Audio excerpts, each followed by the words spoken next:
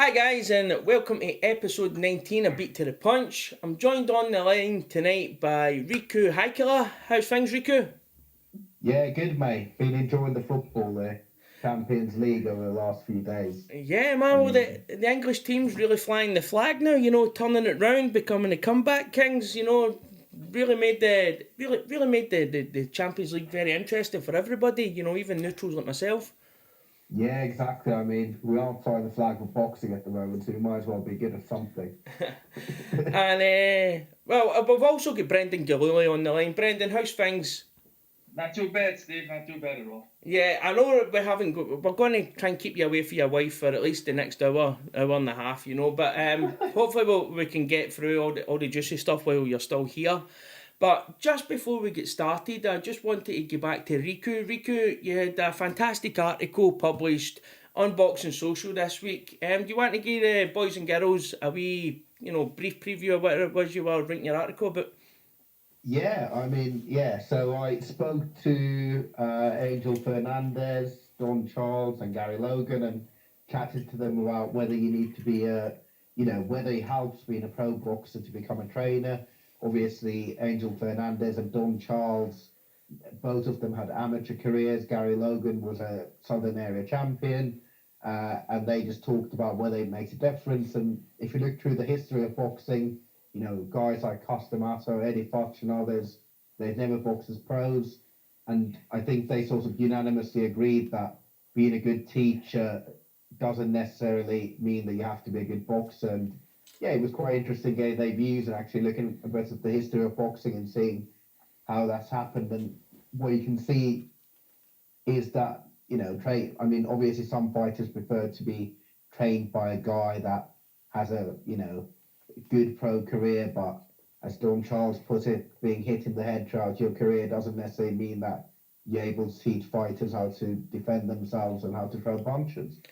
Yeah, well, see, when I was reading this is a myth that I've never actually believed anyway. I've never actually believed it, but I've always thought that rather than ex-pros getting in to teach about the tactical side of boxing, should ex-pros not go in, would they not be better served teaching lads about the pitfalls and the financial side and the managerial side of boxing? Should that not be where where ex-pros can go in and other people can learn from their mistakes?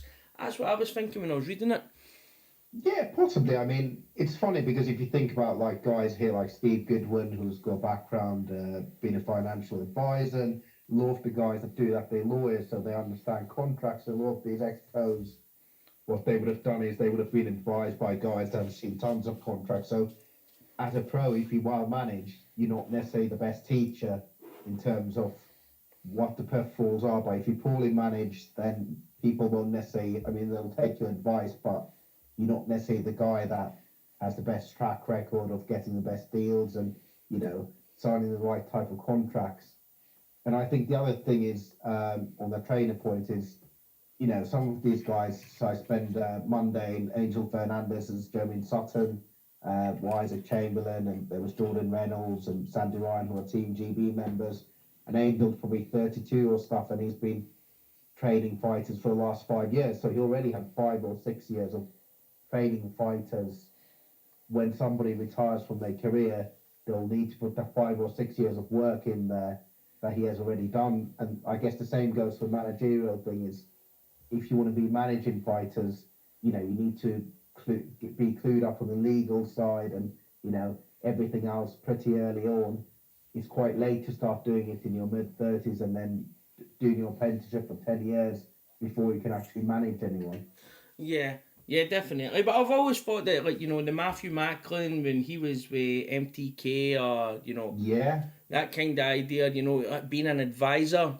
It served with ex-pros that got to a certain level. They could definitely give back to the sport. It doesn't always have to be for the corner. If anything, I think that the best trainers are guys that haven't fought.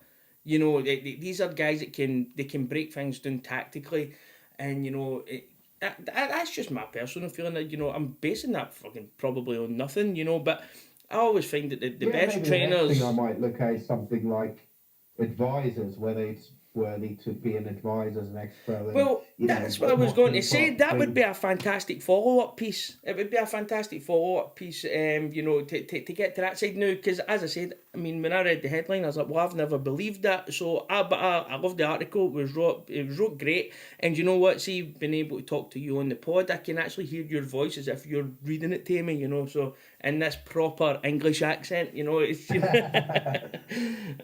but let's get started. There's only one place to really start, and that was in Las Vegas, Canelo versus Danny Jacobs. Brendan, what did you think of this fight? I thought it was a very easy win for Canelo. You know, I thought Danny Jacobs, he started slow. I didn't understand that he kept switching to the southpaw stance. It had some effect, but he wasn't like loading up on any punches. I thought after 6 or 7, maybe 8th round, it was clearly going to be a Canelo win. It seemed to be like cruise through the fight. It was an okay fight, but it was nothing spectacular. Nothing we thought it was going to be. Yeah, well, it was like it was a fight and maybe 2/3 to Canelo, and then a third where Danny Jacobs kind of thought, you know, I'm going to have to maybe stand in the pocket a little bit longer and maybe throw more than one punch. But I thought Danny Jacobs disengaging all the time, and the way Canelo was cutting the ring off, especially the first 7 rounds, you know, there was only one guy looking to take the fight. But what I wanted to ask you, I'll go to Riku now. You know, is there anything about Danny Jacobs' performance that disappointed you? I think he didn't use his size as well as he could. I mean, he had a big size advantage. He came in heavier than stipulated in the contract. He didn't use his reach advantage, so he didn't use his jab. I mean, he's not historically been a great jabber either, but, you know, he kind of gave away all the advantages he had. And that's why Canelo was so comfortable being in range and, you know, ducking and diving and weaving. So I think I was a bit disappointed. I think Andre Rosier did a good job in the corner in between rounds, but, you know, the game plan didn't play to strengths. At least that's how I felt. What about you? Well, I'd marked it down. That's why I rewatched it just before we come on air. I just marked some stuff down and I just wanted to double check them. But I thought that Danny Jacobs early on looked nervous. His legs looked heavy. Now, at the start, I put that down to maybe he'd been weight drained. I thought, oh, he's not looking good now, he's been weight drained. But as the fight went on, he kind of loosened off. And as he was getting a wee bit more success towards the end, he looked more fresh than what he did in the first 6 rounds. You know, I thought he was awful easy to hit. But I think that Canelo and his team got their tactics spot on. I think that they knew that Danny Jacobs was going to maybe try and come on late because there's this, you know, there's question marks, and there's still question marks over Canelo's gas tank. Can he last for 12 rounds? Now, what I think they were trying to do was, you know, get towards the end and then come on strong. But I think Canelo's bodywork really it took the wind out of Danny Jacobs' sails. And when he needed that big finish, it just wasn't there anymore. And it's a great example of putting money in the bank with their body shots. Brendan, what did you think about this? Did you think that, was there anything that disappointed you about Danny Jacobs? Was you know, was it the right game plan, just no executed right? You know, I agree with Rico. I thought he was running around the ring like too much evading. He's a big guy. He has power. He doesn't have like a glass chin. You know, he can get knocked out by a Triple G. He didn't stand and trade. It was a little disappointing. I'm still he had like minimal success with that southpaw stance. It was confusing though. It didn't look like natural for him to be doing it. No, he didn't look like a southpaw. He looked like a guy trying. It looked like maybe it was something he was working on in the gym or something. Yeah, well, that's it. It's not like Bud Crawford where it's a natural thing. Maybe that's what was making Danny Jacobs look heavy-footed when I was watching it, like the first 6 rounds.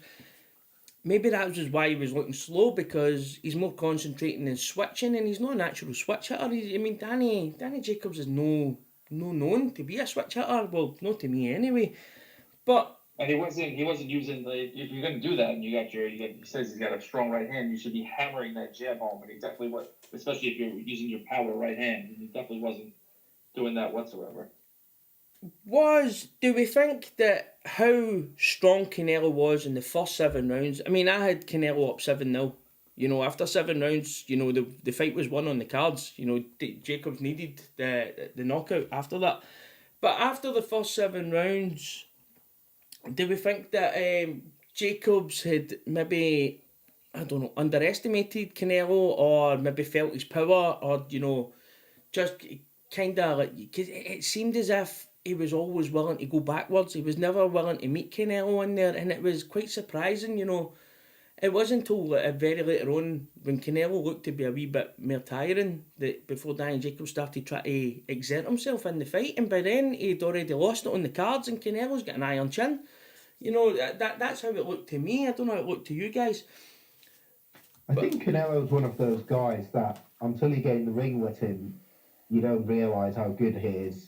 I mean, you can watch some highlight clips and stuff, but a guy like Jacobs would have thought how close he fought against Triple G, and then looking at the Triple G fights and against Canelo, thought that he probably has enough to, you know, win the fight, whether they have a slugfest or a boxing match. And I think he just underestimated the first few rounds, and you know, he was playing catch up after that. And I don't think Jacobs isn't naturally a guy that comes forward and hammers guys down like Triple G. So I don't think he really knew what to do. And you know, Canelo, you know, he was being very smart because he was making Jacobs, you know, follow him around and, you know, just make him work a bit more than he probably would have wanted to. So Jacobs couldn't really have a round off as such.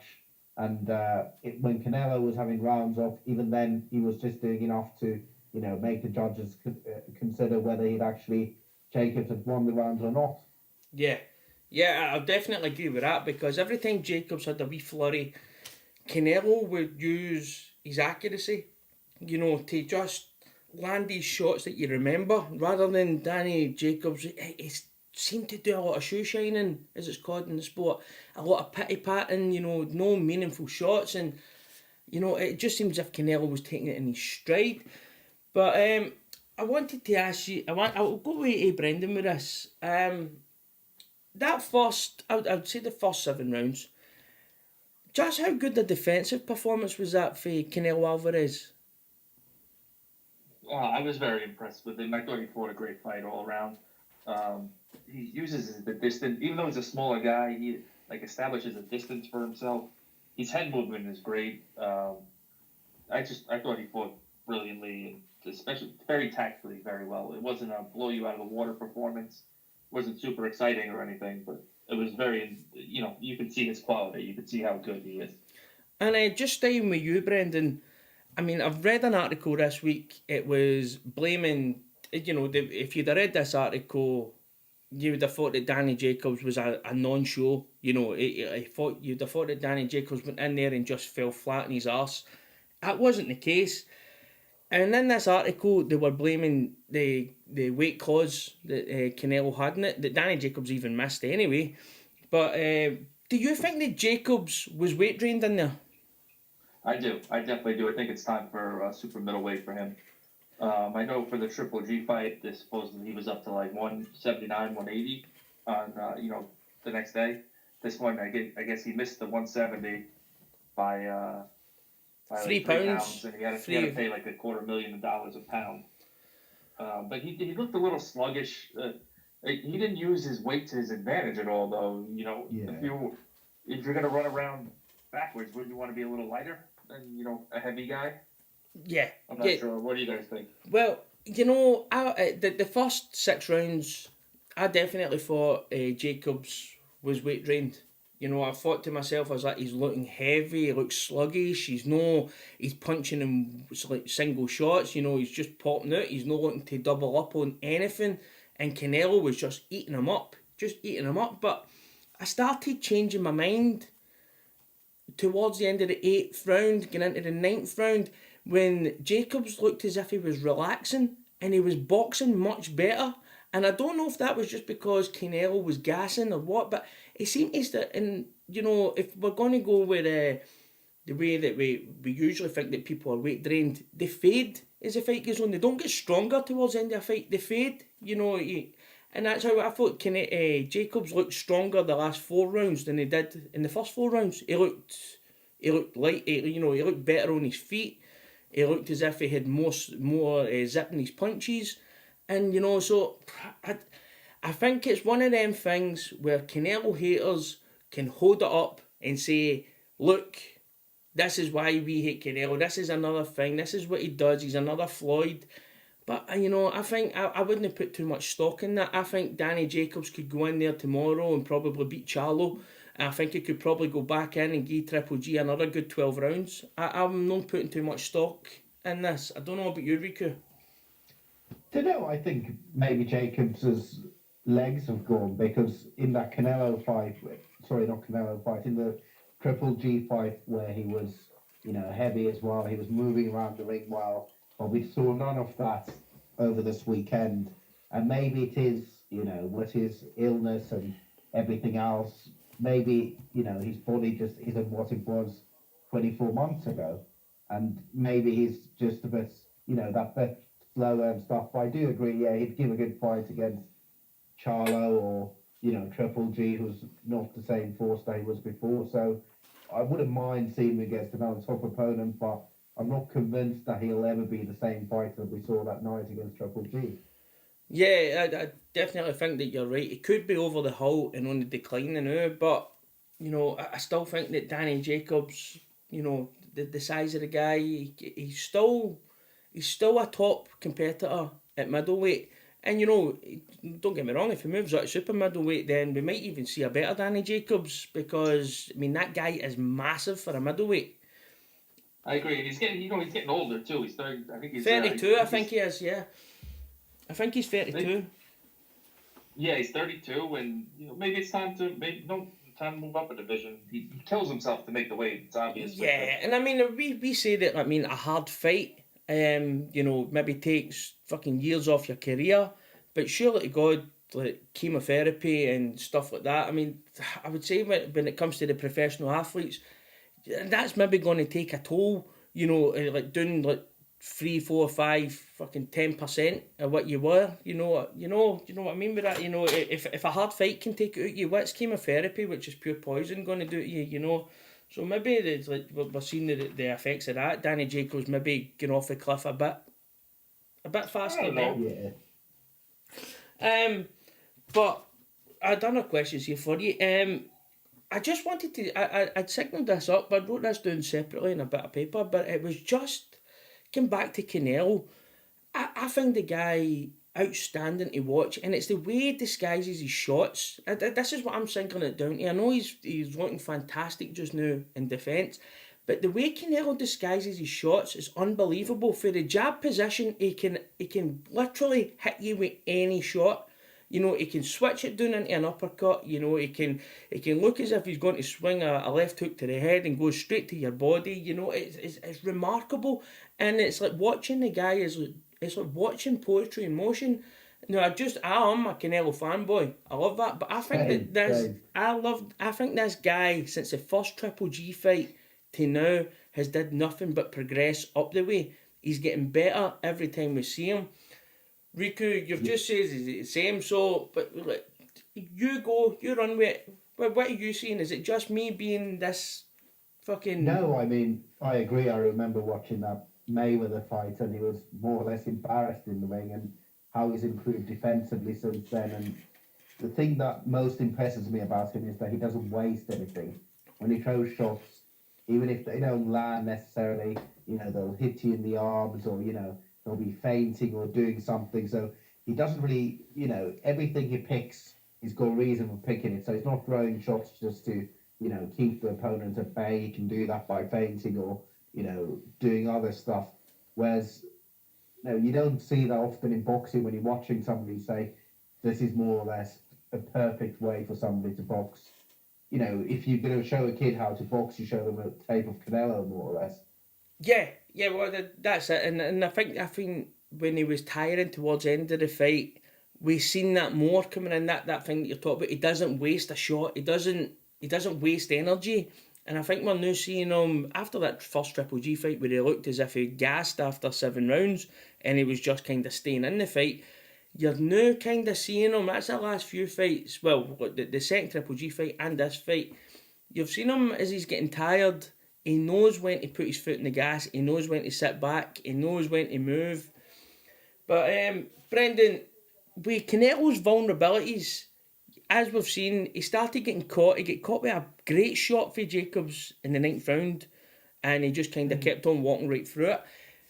Does that mean that this guy is always going to be fan friendly? That's his style. I'm assuming it isn't. He's still a young guy. He might have the best chin in the boxing. He can take a shot from anyone. It's just on that point, on the shot in the 9th round, when they show it in slow motion, he actually moves with the punch, so it doesn't hit him square on the chin. So he does even that when he's being caught. He does the right thing, so he doesn't take the full impact of the shot. So even when he does get caught, he's so good that he's able to, take off the sting of the punch.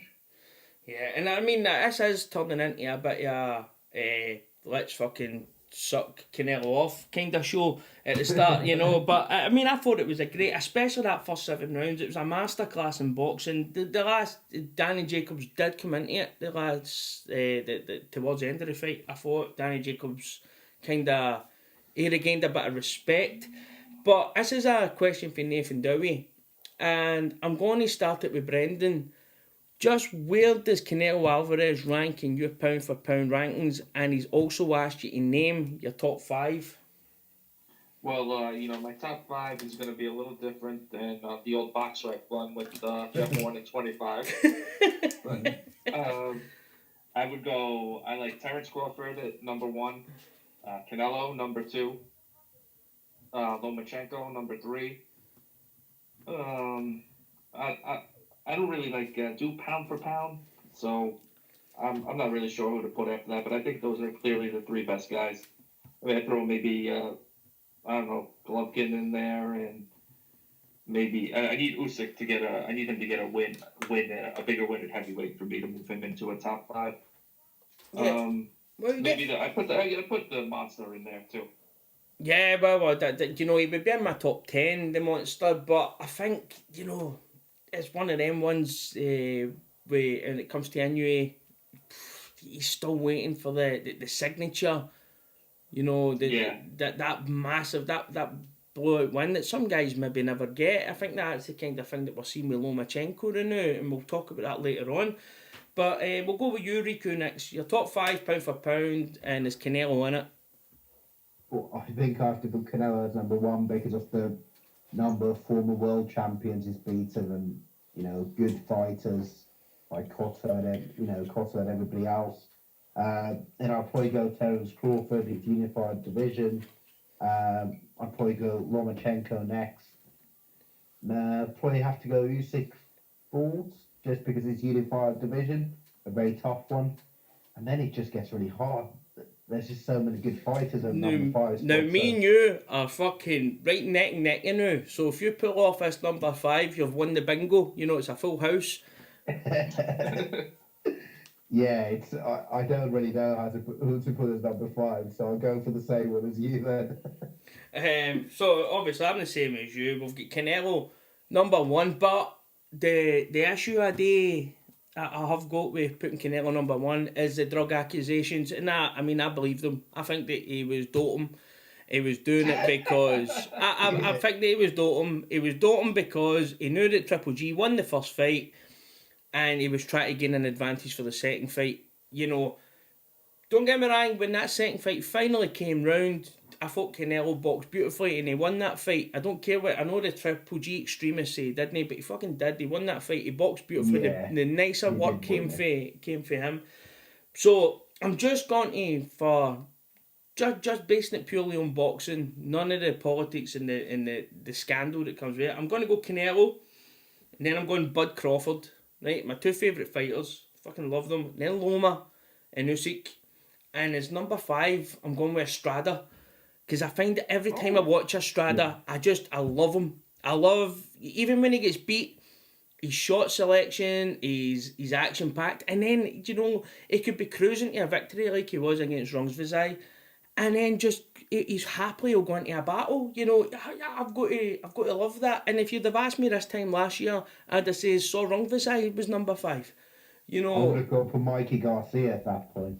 yeah, but you know, but like these guys, you know, I seen Clarissa Shields asking who So Rungvisai was before he fought Estrada, and you go like, well, that just makes you look fucking ignorant.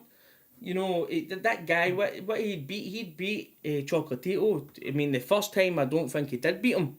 I thought that was a bit of a robbery. But the second time he left no fucking doubt about it. You know, he beat the pound for pound #1 best fighter in the world.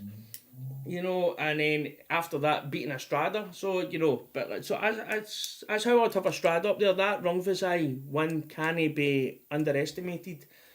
And, you know, Estrada's been in with the best. I mean, he's lost to Roman Gonzalez, but, I mean, again, there's no shame in losing to Roman Gonzalez. It's like Canelo losing to Floyd Mayweather. Absolutely no shame in that. Anyway, let's move on to Artur Beterbiev fighting Karadzic. Brendan, did we learn anything about Beterbiev in this fight? Hello, Brendan. Hello, Steve. What did you say? Yeah, sorry. I think we just lost you there. We'll just talk about the Beterbiev and Karadzic fight. Did we learn anything about Artur Beterbiev in this fight, or was this just another day at the office for him? We learned I can't pick a fight. I had that upset going big time. No, it seemed like another day in the office for the guy with the Amish beard. He battered him from pillar to post. A lot of people were complaining about the stoppage, but I had no issue with it. The guy was getting the shit kicked out of him. Even if he was returning punches, they weren't really doing anything. We're headed towards like a corner stoppage anyway. Yeah. It wasn't. It was just it was a great performance by him. Yeah. I guess the guy I thought was very underrated, but I guess I was wrong. I thought Karadzic, you know, it's one of them ones that get drew into a fight that he was never going to be able to win. You know, Beterbiev had the heavier hands, and Karadzic threw out his game plan and started trying to match a guy who was much stronger and better than him. So it was, as I said, I have no problem with the stoppage on that basis. You know, it wasn't going to end anywhere good, and there's no point in a guy getting knocked clean out, because that's where it was going, if we don't need to see that. But do we think, Riku, I'll aim this at you, is Beterbiev ready to step up to a unification? I think he is. I mean, it's not age isn't on his side, but I saw Top Rank have signed Sullivan Barrera, so that might be a good, you know, milestone to see where he's doing as or yardstick to see where he's actually at, because he hasn't really fought against anybody that decent. So I think what we need to do is see how he manages against Sullivan Barrera and then take it from there, because the challenge is, as always in boxing, making those unification fights. But, I mean, him against Bivol, you know, that's a 50-50 fight.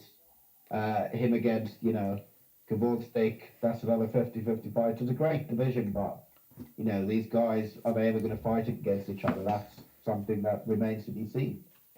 I think a few of them are with Top Rank, you know, so he could have a nice little mash and bash at 175. That's it. And all Top Rank's got good working relationships with the other people round about them, you know, and there is a lot of the Russian guys round about the top 10. And... You know, Bivol, and then you've got Kovalev, you know, all these guys. It would be a great division for you know, the for like the World Super Boxing Series. Super Series, but I don't know if they're going to continue doing that after this round of it. Yeah, well, I think the just getting off on a side note there, that will depend on how. I've always thought this.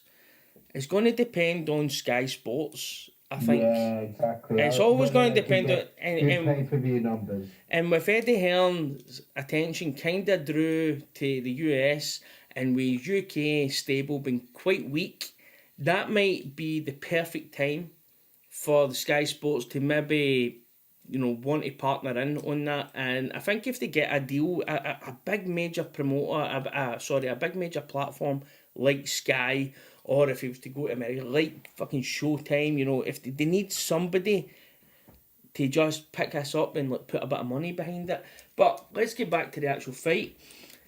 My thoughts was Beterbiev, he looks, he's got some heavy hands on him, there's no disputing that, but his rush in and punch and off balance, I think somebody like Sullivan Barrera, if Barrera, if he boxes the way he can box, he will just sidestep that, and I think he's wide open. I just don't know, and I've actually got this down as a question, so I'll ask you, Brendan. Do you think that you're seeing Beterbiev work on things in the ring? I don't think he does. I think when he's got a guy like this in front of him, he saw he couldn't hurt him. He's decided he was going to run right through him, and throw caution to the wind. I think that's how he got knocked down by Callum Johnson as well. He's just going after it, but it makes him an exciting guy. I don't know if that could enable him to beat a guy, even a guy like Barrera, or definitely maybe not a Usyk or Kovalev. Yeah, well, that's exactly what I thought was a Bivol and Kovalev would watch that and be rubbing their hands. I wouldn't be surprised if they're chasing this fight, because if you can just step to the side, if you can time him coming in, he's wide open. Even this lad, he's Kvodzik, he timed him coming in a couple of times, and he's one of these guys, he looks as if when he has you hurt, he leaves himself quite vulnerable as well. So, I don't think he is ready. I know, I think that was a kind of fight where he should have been maybe practising his boxing skills, homing in on them, been ready to offer something different when he comes out against a bigger name. He didn't. He kept it to the basics. He did this rush and punch kind of thing, and I thought he looked so vulnerable. You were just thinking to yourself, if this guy can just time him doing a rush in and catch him an uppercut, or, it was... It looked like the way kids would fight at times, I don't know. I'm holding back on any of the hype that's going to boot for Beterbiev. I don't know how you boys feel about it. We'll start with you, Brendan. What do you think about that? I mean, I agree with what you're saying, but he's also, Riku said time's not on his side. I think he's 34, soon to be 35. He's got the belt, and the time to make money for him is now. So, I mean, maybe he's not in with the guy. If he's in with the guy who's better, who feels like, he could hurt him, or could, maybe he'd box a little more. But I think his style is just get in there, throw down, and let's see who's standing at the end. Which is not exactly a bad thing for the viewer, but I think those other guys take him apart. Well, I suppose you're spot on there, because the Top Rank will be happy because, I mean, they had that fight on. I think it was on in California. They had that fight on, and I mean, that should be a fight that where most days would think that, he'll go in there and blast it out. But the fact that he was being so rough, he was leaving himself open. It was kind of like Daniel Dubois the other week there. That kind of, he left himself vulnerable, which makes it a better fight. You don't. So that's how I seen it anyway. But Riku, what do you think about Beterbiev? Do you think he's going to live up to maybe the hype, and the other world champion's going to eat him for food? I don't think he will, because I'm not sure whether he has time to improve. He had, off the top of my head, over 200 amateur fights. So by the time he became a pro, he was he is the fighter he is. He's not the biggest at the weight either. So I think he just has to get those fights and hope they can knock out an opponent, because these other guys are probably better schooled in terms of pro ranks. And, even someone like Adil Jack, for example, I think would give him nightmares. Well, I was checking the rankings beforehand, and in the BoxRec rankings, I think he's 7th, and Anthony Yard is 8th, or something like that. No, I think Anthony Yard would be like feeding a child to a tiger. He would eat Anthony Yard up, and he would spit him out, because Anthony Yard's just no got the experience and refined skills to deal with somebody like that. But then you put him to somebody like Badu Jack, who doesn't do anything superb, but he's a very good boxer. He uses the limited ability that he's got to the absolute maximum. I think Badu Jack with his jab would just, I think he would just bop him about the ring. I'd seen people go like, this guy needs unifications. I'm going, any one of the champions should be licking their lips at getting a hold of him.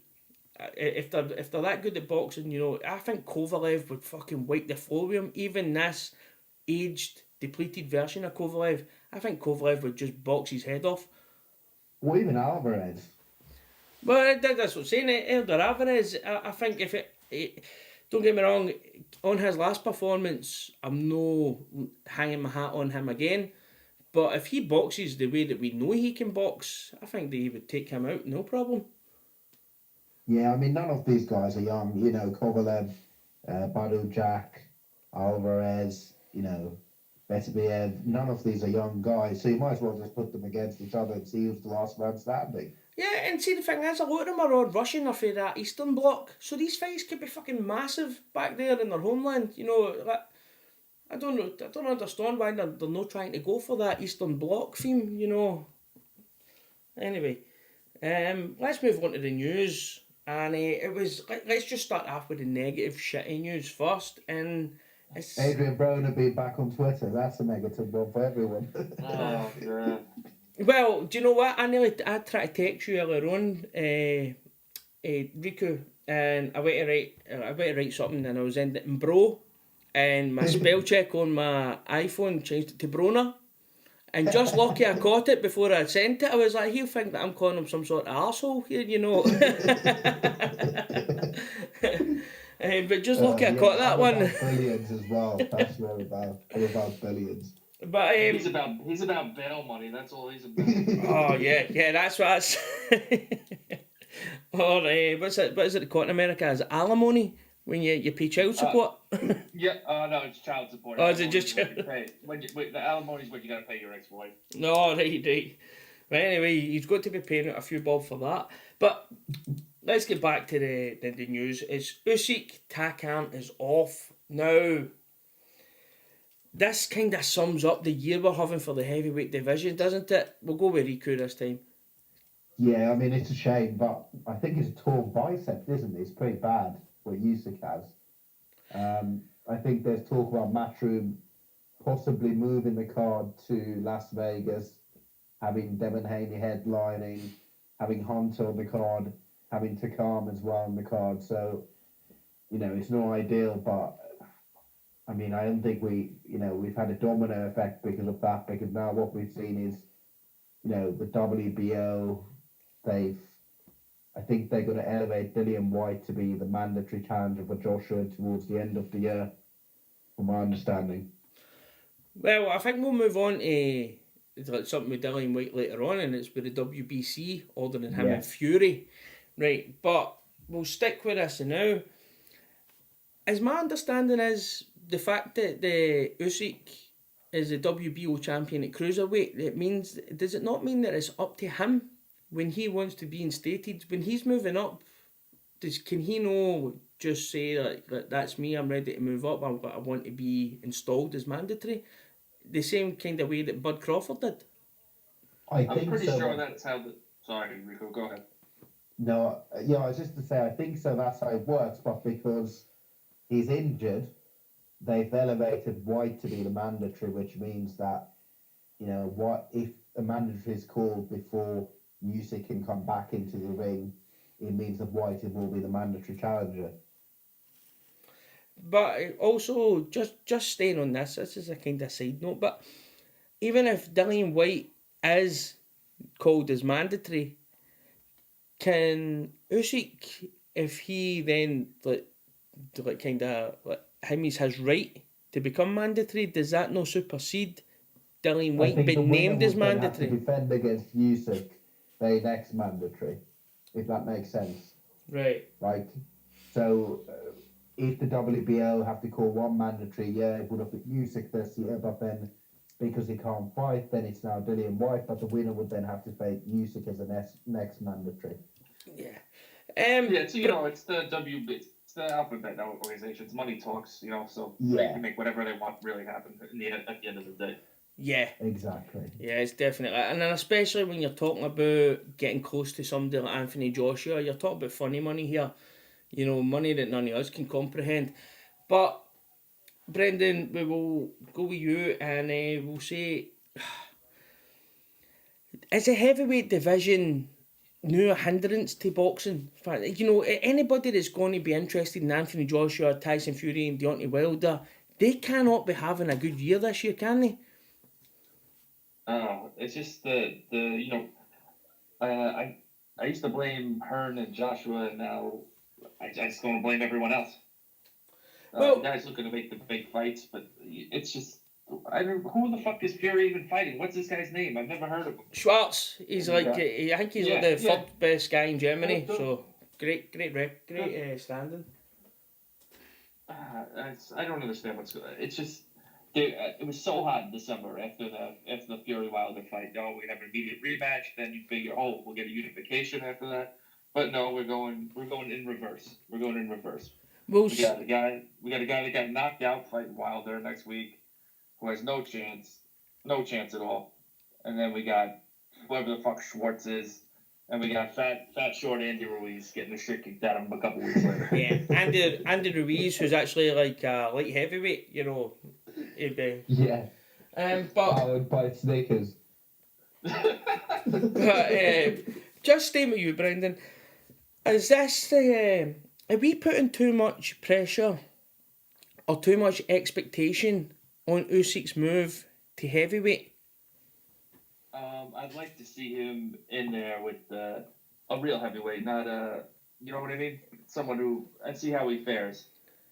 There's a lot of pressure on him, I think. We're hoping he's good, just to add another big name to the mix. But torn bicep, I don't know how long he's going to be out for. That could be almost a year, I'm assuming, especially in boxing, you know. Yeah. I'm not sure on the recovery on that injury, if any of you guys know. Well, I know. Well, it depends. 5 months or something, but who knows? I think it depends whereabouts the bicep it is, because as far as I'm led to believe, from my dad of all people, your bicep runs through the top of your arm right across, like right through your shoulder into your chest. Apparently, the bicep muscle, it's not just in your arm like we all think. The muscle actually moves up, so I think it depends where it actually is, you know. But I think we've also was Usyk not out before we had a bicep injury when the World Boxing Super Series get put back, or was that a shoulder injury? I can't remember, but he had some sort of injury, and that was the whole controversy of the fact that they weren't meant to push anything back, but then they pushed it back by a few weeks for Usyk. Yeah, Riku, just to get before we move on, just to get your views on Usyk, are we putting too much expectation on this guy to get the heavyweight division moving, and this guy's going to come in and be the game changer? He'll fight anybody, anywhere, anytime, for any purse. I think we just need hope, because I think everybody's just tired of the AJ against Wilder negotiations, Dillian Whyte not fighting against one of the top guys, Tyson Fury, despite all that promise that Brendan was talking about earlier this year, you know, that fight not materialising against Wilder, now looks like it's not going to materialise next year either. So I don't think there's an interesting fight in sight, because all of the fights that are scheduled and probably the next round of fights as well, just going to be one-sided beatings, aren't they? Yeah. So what we need is just a fight that we can watch and actually think that the guy has more than a puncher's chance, and maybe Usyk is the guy that, even if he fights against Dillian Whyte, that's an interesting fight. But the best of the fights, unless these top guys are fighting against each other, I don't think anybody's interested. Yeah, well, that's you know, when I come through, when I'm trying to research my news stories that we're going to discuss on this, do you know how much shit I need to go through just to get actual boxing news? I don't want to. About negotiations. Yeah, I don't want to fucking read Anthony Joshua, his good Deontay Wilder, this ultimatum, and this fight's next, and this fight. Do you know what? I'm fucking sick of it. I'm absolutely sick of the heavyweight division. I don't take any interest. I actually don't think that they're all that good.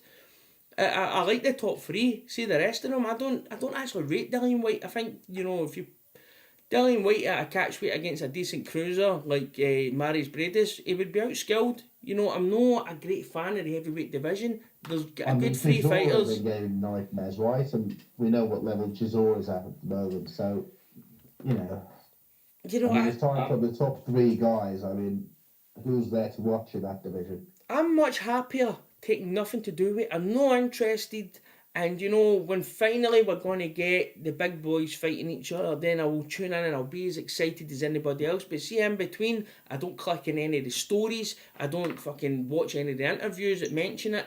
I'm not interested. I'm just not interested. I'm just absolutely sick to death of it.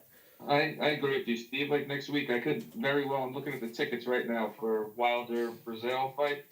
It does not look like it's selling well whatsoever. I could reasonably go for $60 and have a decent seat. They even have the upper level like blacked out, so you could sit in a good seat for $60. That would be like 45 pounds or whatever. I'm not fucking going to that. No shot. I mean, I think we're going to come to this later, but we might as well cover it now about the sales, or how will the pay-per-view sales for AJ against Ruiz do, because it's the same day as the Champions League final, 1st of June. Everybody here is going to be watching Liverpool against Spurs. I don't see many people staying up after that, after they've had a few drinks, to watch AJ fight in the US against Andy Ruiz Jr. 3 a.m. UK time. The sales will be atrocious. If they're drinking all day, they're gonna need some PEDs for nighttime. Well, I know a guy. But no, I think you're absolutely spot on with that, Riku, because if your team's playing the Champions League final at 7:45, or you have friends like mine who just love the Champions League final, it's an event, it's a day, people meet up, it's an all-day shot, and then Anthony Joshua's fighting at fucking 3 in the morning, 4 in the morning. Not a lot of people are still going to be awake at that time. Not a lot of people are going to still be up at that time. And a big thing that they're going to lose out on is when he's fighting in Wembley, and the event starts at 7 o'clock at night, and his main event comes on at 11 o'clock at night. The bars are still open. The bars everywhere in every city are going to have the AJ fight on. Now, the bars in Britain, well, especially Scotland, the bars here shut at 12 o'clock at night, and the nightclubs are at 3 o'clock. So there's no way that any of these places are going to have the Anthony Joshua fight on. And when it clashing with the biggest sporting event in the European calendar, I don't think it's going to bode well. I think it's a great point that it was you that came up with this point, and I hadn't even thought of it. And it's a great point. It was my mate Andy, because he'll be listening, so I need to give him credit. Otherwise, I sound really smart. But yeah, I mean, it's a good point, because I'm going to have some drinks that day with some of the boxing guys, Terry and a few others, and nobody's even mentioned the AJ fight, because I think everybody's just going to watch it in the morning, or wake up at night and maybe watch it at home. But there used to be, if it's AJ fighting in the US, we would have expected it to be a big event where people go together and watch it, but no one's interested in this fight. I mean, no one cares about it, to be honest. Yeah, and that's when we move to Brendan.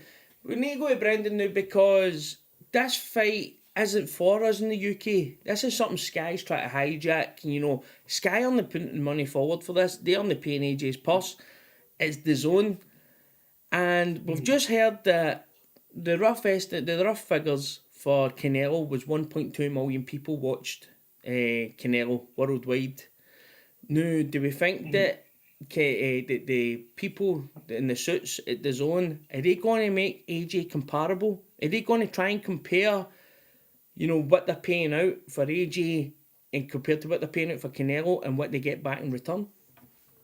I'm not sure, because they don't really have a big UK market. So this is his first foray into the US. So I'm sure they're expecting something, but I wouldn't put too much pressure on them, expect him to do too much, especially considering the opponent. I don't know if it'll up subscriptions here so much, but I expect he'll do a decent sized number. I think they'll, he's, people are fascinated with him. They want to see him. It sold fantastic here, and I'm even looking at there's only a few tickets left on Ticketmaster, and the cheapest seats, like I said, like $210. StubHub, no one's really selling much. They're super expensive. Everyone looks to be making money. There's no good value on there. Yeah. Yeah, but a lot of Brits are coming, aren't they? Like 10,000 British people are travelling. Yeah, That's all we need, a bunch of drunk Liverpool fans running around that. It could be worse. It could be drunk Rangers fans. Good day out. The game's on about 3 in the afternoon here, and then they'll be shooting right over to the Garden. There should be a shit show in that area then. But No, it was just it's quite interesting. It's going to be interesting to see how it actually performs for the zone, because they didn't go with Eddie Hearn because they think Eddie Hearn's a fantastic promoter. They went with Eddie Hearn for the inroads to AJ. Now, they denied it when this deal was signed. They says that AJ wasn't part of the deal. Now, it didn't fucking take long for that bit to fall apart because the zone's thrown crazy money. Now, we're really going to see exactly, if they've made a good choice, getting AJ across and paying him astronomical money. For the reports is going to boot, he's getting paid fucking crazy money for this fight against Andy Ruiz. The guy running U.S. operations at the zone, his name is John Skipper. He used to be in charge of the entire ESPN. And he's noted for making extremely bad deals with the NBA and NBA and Major League Baseball, paying way too much money for their for their product. They can't recoup any of it on advertising. So hopefully he does a little bit better with boxing, but I really don't have much faith in him. Yeah, well, I mean, the thing when you sign Canelo Alvarez is a superstar in his own right. He's a fucking, you've got fans worldwide of boxing who just love to watch Canelo Alvarez. Now you go to America, you have the Mexican American fucking boxing fanatics. When you've got a foreigner like Anthony Joshua coming in, he's not got that. He's not got any of this. He's not like a Floyd Mayweather where he's like the black communities and, people that make a big event are going to watch him, like people have him around the house. In the US, Anthony Joshua's an outsider. He's not got... So was Lennox Lewis's first time here. I mean, he did very well there. Yeah, but Lennox Lewis fought fucking some of the best fighters in my lifetime. The best heavyweight fighter. But that's the thing, the only value with AJ is if they could have got Wild on the platform. Because none of these guys are valuable on their own right. If you think about the Fury deal with ESPN, unless Fury fights against Wild on ESPN or AJ on ESPN, these aren't valuable guys on their own right. And what everybody really wants is that big fight against the American Wilder, and that's what's going to drive subscriptions rather than these guys are standalone athletes. Yeah, but we've kind of went away off on a tangent there, guys, because we started this off with Usyk and Takam, and we've kind of ended up away on the zone. So I'm going to try and fucking reel it back in now, because or it's just going to end up on to about 3 o'clock in the morning. But let's move on to the next segment in the news, and it's Luke Campbell and Lomachenko look to have been ordered to fight for the lightweight title. Sorry, is it super lightweight title? No, the lightweight title, sorry. Lightweight title. This is a weird decision for the WBC, is it no, Riku? I mean, it is. I mean, WBC have their own rules. Nobody really knows how they work. But to be honest, if boxing fans want one champion, one face, one name, as Wilder would say, then I don't think it's a bad thing if they're going to start calling, other champions as mandatories, and if the champions are willing to take those fights. And I'd rather see Luke Campbell facing Lomachenko than most of the other guys in that division. And I think, it's an odd decision, but, if there's less champions with more belts, then I think it's just good for boxing. Is it one of these situations where common sense has kind of took us that much by surprise that we're actually questioning it? We're talking boxing, so common sense usually isn't viable, boxing and common sense don't go in the same sentence, Brendan, do they, No, not at all. So, but I think it, like I said before about the WBO, WBC, they see the money with Lomachenko, so why not, and he wants all the belts, so why not put him in there instead of having, Luke Campbell fight whoever, and then have, make no money off their sanctioning fees. Yeah. Exactly. I'll go with you, Brendan, we'll go with you this time. Do we feel a bit sorry for Luke Campbell that this has kind of came about? You get into boxing, you want to be the best. Do you want to be a belt holder, or do you want to be the champion? I don't feel bad for him. He's going to get a big payday. He's going to get the fight. It looks like he's going to get the fight at home. I doubt they're going to have that in fucking Hull or whatever. But you guys get Lomachenko over there. That's it's good for him. I mean, what he just wants to be one of the guys at the belt, or do you want to be the best guy? I think these guys get in the sport to be the best. Yeah, you've actually hit the nail on the head, and do you know what? Yeah. That's Luke Campbell's attitude, because Luke Campbell tweeted out when it was announced, if you want to be the best, you have to beat the best, and you go like, that's refreshing. You know, he could have had the sour grapes, go like, why has nobody else been treated like this? Why am I a special case? Instead, he's kind of taking the bull by the horns and he's accepting the challenge. That's to be respected, isn't it, Riku?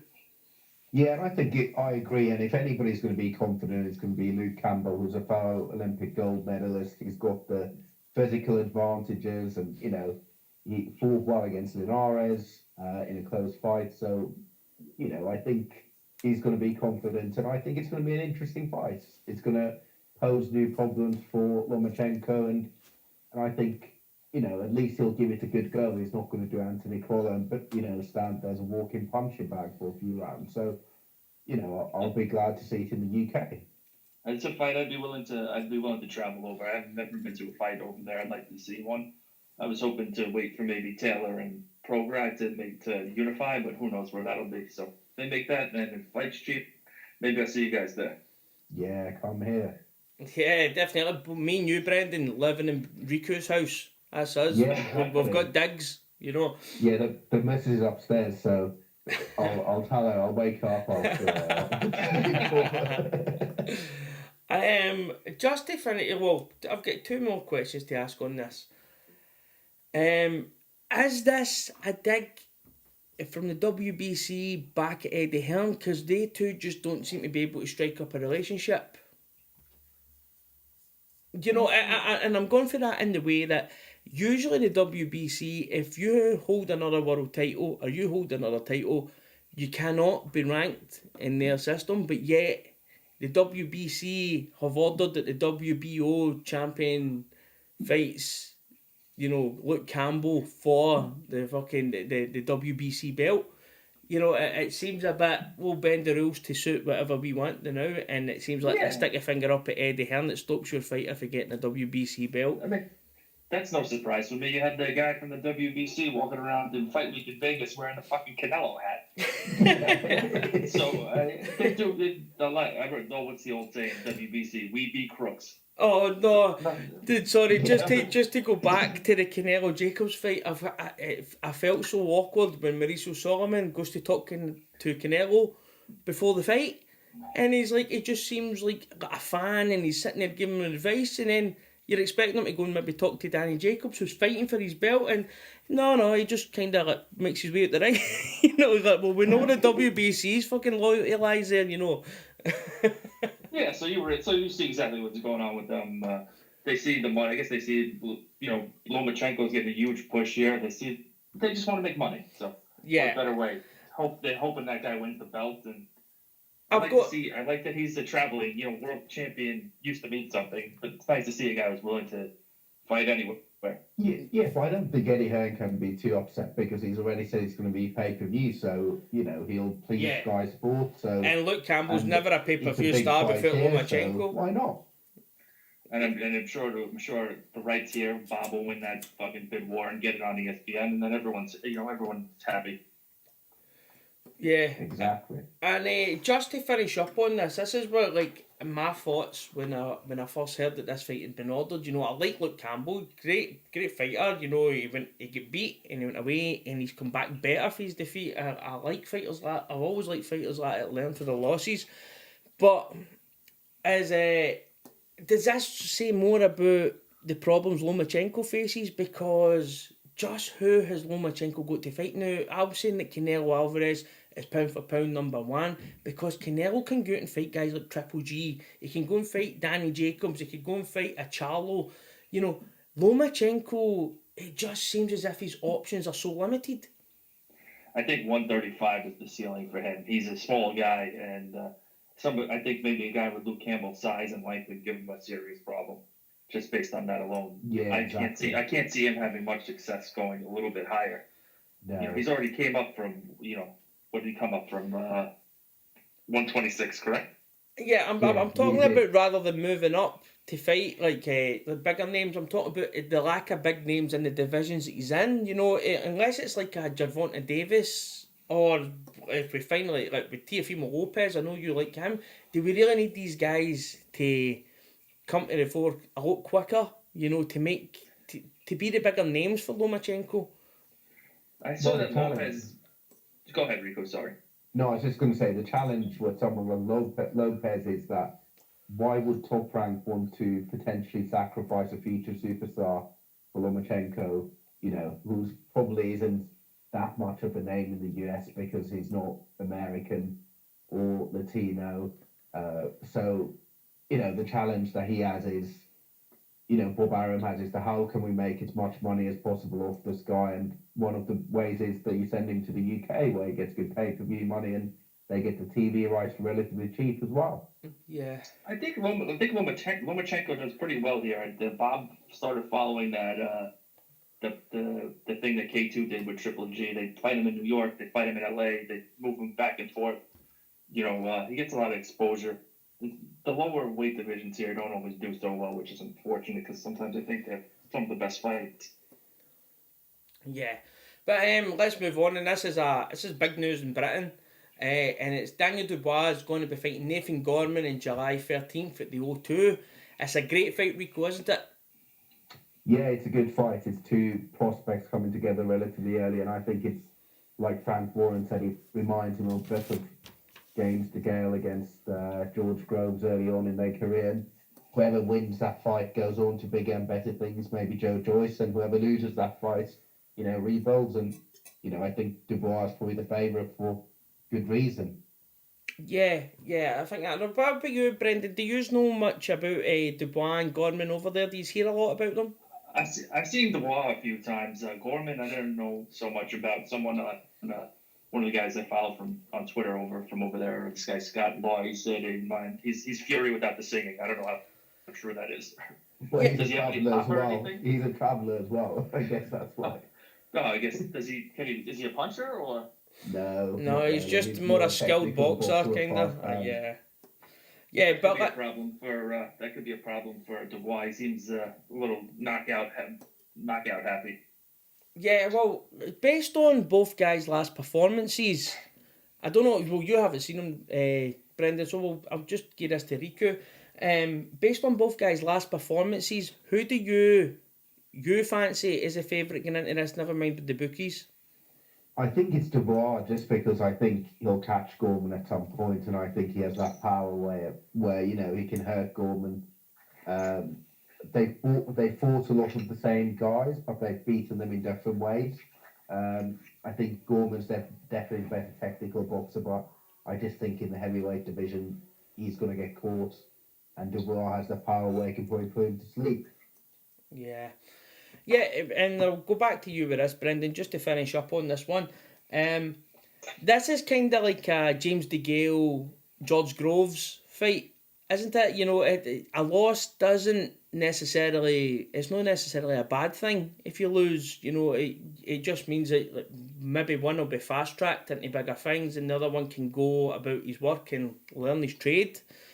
I love fights like this. I have no problem with guys like that. Both guys willing to take a step up, and I feel exactly like you feel. A loss shouldn't deter you whatsoever, as long as it's not, you know, a devastating knockout loss or anything like that.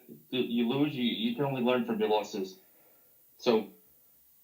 Yeah, definitely. I don't know did we lose Brendan there? Props to both of those guys for stepping up and hello. Yeah, I've got you back. Yeah, can You got me. Yeah, I've got you Okay. back. Oh, sorry. I say props to both of these guys for stepping up so early with the putting their undefeated records on the line, a chance at bigger fights, and it's nice to see. It's a breath of fresh air. Excuse me. Yeah. And let's just move on a wee bit, and it's back to the WBC again. And I seen Mauricio Solomon tweeting out earlier on that the WBC are going to implement a code of conduct for press conferences. Now, Brendan, this is something I've been talking about for weeks now with antics with Broner and Gervonta Davis and all that. I think it's a bit hypocritical that they're going to introduce him for a code of ethics for press conferences, but not a code of ethics across the board? Surely, like, if you misbehave away Well, from the press conferences, it should reflect on your rankings or whatever, you know. Well, I don't know if you got a chance. I watched earlier the Charlo Harrison. Charlo Yeah. Harrison. They were fucking Cornhead, or what going. do they call him? Cornhead. There was no violence, but the guys don't like each other, and as long as it's not fabricated, I have no problem with it. Boxing's a circus. Everyone wants to see a circus. Everyone wants to see a show. These guys are trying to sell a fight and make money, and for this guy to come out and be like code of conduct. But you know, if one of his favorites did something wrong, there would be no problem. Solomon, he's such a crook. Yeah, I mean, I thought that this was funny because, I mean, the Danny Jacobs, Canelo kind of thing got a wee bit heated, you know, it got a wee bit, you know, it made me look forward to the fight more. We don't want to lose that for press conferences. I think it's more important to have a code of conduct as you, if you're doing something bad away from the sport, like Shakur Stevenson, or, you know, like, as long as these guys at press conferences on the pulling a Badu Jack and, not Badu Jack, sorry, what's his face, Gervonta Davis. No, like pulling the heavyweight for the night, the guy fought Holyfield, oh my god, I can't remember his name. Mike Tyson. No. Oh, I've totally lost this. You know, the guy had the classics with Holyfield. How can I not remember his name right now? Oh, Riddick Bowe. Riddick Bowe. As long as he's not pulling a Riddick Bowe and breaking somebody's jaw in the presser, Yeah. you know, then I think that the press conference should be left alone. The code of conduct should come from behaviour outside the boxing. Surely to God. Do you think the code of conduct should include wearing Canelo hats at every press conference? He's such a clown. Yeah, I that's the first thing I thought. I was like, this is a joke, you know. This is a bit of a joke because like, Shakur's made like, that video of Shakur Stevens hitting, you know, battering two people. I don't know if it was in a parking lot or whatever. Not a word was really said about that. Shakur Stevenson went on and fought, you know, on a card that was due to fight on after that. Surely if there's a code of conduct, we need that. We need a code of conduct for things like that, not for people like pushing and shoving and pressers, you know. I think, but also promoters, if it sells a fight, promoters will just pay the fines. Do you remember when Chisora flipped that table and Chisora Whyte won and Eddie Hearn got paid for the fine? Do you remember that? Yeah, and I remember Adam Smith's face. That was priceless because it was as if he didn't know what was happening. Adam Smith, he didn't know what was happening. You know, Chisora just chucked that table. You know? He was nearly as good as his face when Barry Hearn was talking about slave trading. Yeah. But right, we've kind of talked about that. It's a bit of a farce, you know. I don't like it. You know, if you're going to have a code of conduct, have it across the sport. You know, the same as every other sport does. Don't just have it for a press conference. It means that outside the press, people can do it. What about if you have a unification fight? What happens then? Yeah, exactly. Yeah. Exactly. I don't see how it's manageable. That, to be honest with you, but. That's like the same thing with last week with the WBO suspending what's his face, Fat Jerome Miller. You're a sanctioning body. You know shit. He can go fight for the IBF title tomorrow. You know, if he's not suspended by a commission here. Yeah, exactly. And that was kind of I quoted Mauricio Solomon's tweet, and it says I would much rather like the governing bodies kind of had a code of conduct for drug cheats, whether you're fighting for a WBC title or no. The WBC should be saying that Jarrell Miller will never be welcome to fight for the title again, and if all the governing bodies did that and just kind of froze him out, that would be music to my ears. You know, never mind what guys are doing in press conferences to sell tickets. You know, boxing is illogical, as we said, so that's a step too far. Yeah. I just thought it was a weird tweet at a weird time after everything that's going on. That's what we're going to worry about is people's conduct in a presser. You know, it's not right. But let's move on to the WBO have finally managed to get Billy Joe Saunders a world title for his fight in Stevenage, I think it is. That kind of makes this fight a bit worthwhile now, Riku, doesn't it? Yes and no, but the card is awful though. I mean, Billy Joe Saunders fighting for a world title, but it feels like Frank Warren has been, scratching someone's back to make that happen. I mean, the card is awful, and that fight, I don't even know who he's fighting against. I've heard the name, but, it's another one that I don't really have much interest in, this whole card or the fight. I mean, Billy Joe Saunders just needs to fight against someone decent and get his career back on track. Yeah, but I mean, up until, because it was supposed to be for the WBO title, and then it occurred that the WBO champion hadn't actually relinquished the title yet. He hadn't actually made the decision whether he was moving up or staying. So it kind of made this fight a waste of time. Is it a great idea for Billy Joe Saunders to be fighting for the WBO world title at super middleweight? Are we going to see another reign like we did with Billy Joe Saunders as world champion at middleweight, where he fought nobody?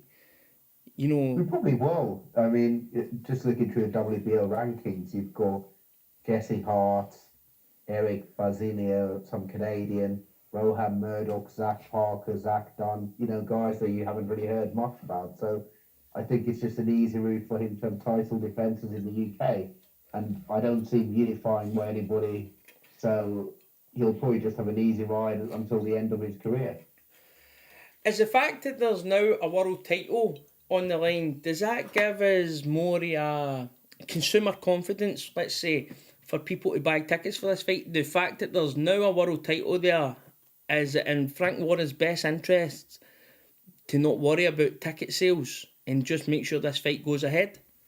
I think the ticket sales have been doing all right, and I think it's partly because it's in Stevenage, so it's a place where you don't have many, boxing shows, and Billy Joe Saunders is from around there, so I think the ticket sales will do all right, but I'm not sure whether the purses will be high either. But I think this is just a vehicle to get Billy Joe Saunders maybe to fight in the US on a PBC card against someone like Caleb Plant or something like that, or Anthony Dirrell. But yeah, it's just a vehicle to get him more money and a unification fight abroad. Well, see, my view on it is they seen that Rocky Fielding had the WBA regular, I think it was, and Canelo stepped up to take that. I think that maybe their planning is that if they can get a real world title, that they're then going to kind of try and entice Canelo up. But surely to God, that depletes Billy Joe Saunders' chance of a victory. Maybe they try and get Triple G off. Well, maybe that's what they'll try and do. Well, I suppose that doesn't mean that is I've never even thought about it that way. I always thought about the Canelo fight, but that could be an idea. But as I said, I always had kind of my suspicions that this fight was going to be called off because the world title fight looked to have kind of fell through. But now they've seemed to get that world title on. I would now buy a ticket if I wanted to go to that fight. Now is when I would actually feel comfortable to buy it, because Billy Joe Saunders, as you says to me before, Billy Joe Saunders without a world title is in that Who Needs Him club. And, yeah, exactly. And that gets him back relevant. And Billy Joe Saunders really needs to be relevant because he's so skilled that nobody will want to fight him unless it's for a title. He needs to be motivated to fight as well. He needs to be in fights which interest him. So this will interest him just purely for the fact that it's a world title fight. But then if he needs to have meaningful fights, otherwise he'll have another Arthur Akerov, that Scottish, he fought in Scotland against that Russian kid. Oh, yeah. I was at that. That was actually round the corner from my house, and you know what? I thought he'd get beat that night. I thought he'd get beat. Yeah. I knew that he was never, the kid that he was fighting was never going to get it on the cards, but he was awful that night, and that shows you the two sides of Billy Joe Saunders. You've got the Billy Joe Saunders that fought David Lemieux, who looks a different class, a guy who could give Canelo a fight, a guy who could give Triple G a fight. And then you also have the Billy Joe Saunders who fought in the Lagoon Leisure Centre in Paisley, getting beat off a journeyman. But as you say, Billy Joe Saunders needs to be motivated. So he's probably better on the road because he's not a big ticket seller. So you'd probably want to get him on the road to fight abroad for decent money. And that keeps him motivated to fight that people think he can't win. You know, he might be fighting on the zone in the US against Golovkin for, you know, a super middleweight title. If he can defend maybe a first defense, maybe that's the plan. Yeah. I think that's actually a good shout. Actually, beforehand, I always thought just my brain was just setting Canelo, but the fact that they might be able to entice Triple G up, and I don't know if I would bet against Billy Joe Saunders in that fight. Because I think that when I look at all the middleweights, and we've got Andrade there. That's only one Canelo has to beat to be like, the man. Yeah. It would be much better if Billy Joe went and got his world title back off Andrade and then chased down the Canelo fight. I think that Billy Joe Saunders' style is probably the only middleweight about that would give, outside of Golovkin, sorry, but he's probably the only other middleweight that could give Canelo something to think about. I agree. I mean, he's such a good mover as well, and he's a good counter puncher. So, it would be a tough fight for Billy Joe, but if he boxed perfectly, I think he could beat Canelo, or at least draw him close. Yeah, that's exactly what I think. And I've always thought that, especially after the Lemieux fight, and you kind of seen that Billy Joe is at his best, is really somebody to be reckoned with. But, all we can do is kind of second guess with that one, because Billy Joe's never a super middleweight. He's not as if he's a big middleweight. It's not like Danny Jacobs, where you go, that guy might now be struggling because his metabolism's slowing down.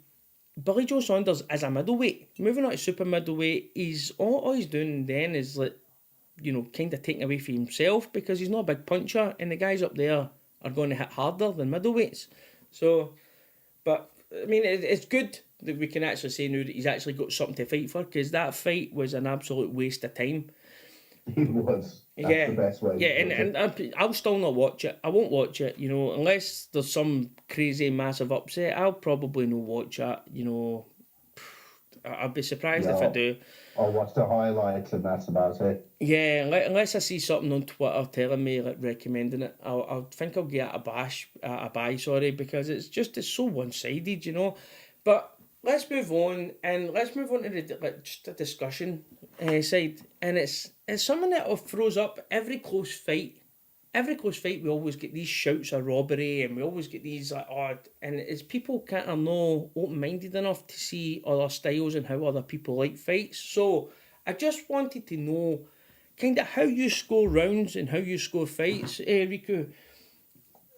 Well, it's not easy, because I think for scoring you have to look at ring generalship, defense, effective aggression. So, if you are actually pushing someone back and doing something with it, and then my scoring punches. But the easiest thing to remember is, or what to watch out for, is aggression and scoring punches. And as the story goes, Willie Pep once won a round without even throwing a punch. So I think what I try and look at is, who's actually controlling the round and who's landing the harder shots. Yeah, well, that's as simple as it is. What brought this up to me was, there was a clip doing the rounds for the Canelo Jacobs fight, and I think Jacobs, you could call it shoe shining. It was patty punches. He maybe landed 7 punches. You could argue probably less for Canelo's defence, but he threw 7 punches. Canelo then slips a right hook and lands a left hook to Jacobs' jaw. Now, for me, that exchange is then won by one punch by Canelo, because of the way he set him up. No, that's the thing. You can't just count punches. You've got to kind of look at how a punch is set up, how he's read something coming, how he's slipped it, so that's then your defence, and then how he's then landed his own punch on the jaw, which was a meaningful punch. You can't, I think a lot of the times fans get caught up in punches landed, CompuBox kind of stats, and really it means nothing. That was a perfect example for me of how you don't take punch stats very seriously when you're scoring a round. And I think if someone's, comfortable on the ropes and slipping and sliding, I don't think you should score against them for that. If anything, you should score for that, because, that's the art of boxing, isn't it? It's been, hitting and not getting hit. So if you can do the not getting hit part, I think you effectively controlling the fight at that point. Well, there's also, it's easier to hit somebody than it is not to get hit. Now, some of the times we were seeing, I've gone back to Canelo again, but not just Canelo, we've seen it with Floyd and all that before. I mean, if somebody's thrown a punch and, it's kind of just grazing the side of their head because of their head movement, again, you have to then score that exchange to the guy that's not been hit. For me, anyway, Exactly. that's how, then that doesn't go where CompuBox is somebody pressing a button saying, oh, that punch landed, where it might have just skiffed the side of his head. That's not a landed punch. To me, anyway. Exactly. And I think that now we've got a lot of casual fans jumping in on the sport, and they look at these numbers and they say, oh, he maybe only threw fucking 30 punches in a round and he only landed 15, but that might be 15 meaningful punches, 15 punches that are going to make a difference in the fight later on, whereas the other guy might have landed twice as much, but they were only grazing shots. There's no fights, there's no shots you should really be scoring if the other guy's managing to dodge them. I also think it's very hard to, count rounds retrospectively. So what you have to do is there's a few apps to do that where you can actually just watch a fight and even score the rounds, because what you'll see is somebody may be controlling the fight, like when you're watching it overall, but actually they won't win by if you're counting each round. And a lot of the times, Canelo Triple G is a good example. Canelo Triple G2, where actually Canelo wins more rounds, at least in my eyes, but then, if you're just watching the fight on TV, you might think, and not scoring the rounds, actually Triple G probably won that fight, because you're just watching who's putting more pressure and, who's on the back foot, and that's something that people don't often, take into account. So they'll watch a fight and say, it's a robbery. And it's like, well, it's not, because if you counted every round individually, you'd get to the outcome the same one as the judges do. Yeah, and have we kind of forgot how to enjoy a close fight with the amount of mismatches we got? Have we kind of forgot how to enjoy, just enjoy the skill? When it came to Triple G, Canelo, trust me, they two fights, you will struggle in the last 25 years to find two better fights, in my eyes anyway. The skill in both fights is unbelievable. The first fight, the way Triple G's jab negated Canelo, Canelo got a good start, but the way Triple G's jab negated Canelo in the second half of the fight. But then when you watch the way Canelo kind of took Triple G's jab away from him, rather than sit there and wait for three straight jabs, he would kind of work off the first one. He would start his work off it, slitting it and then landing something clean.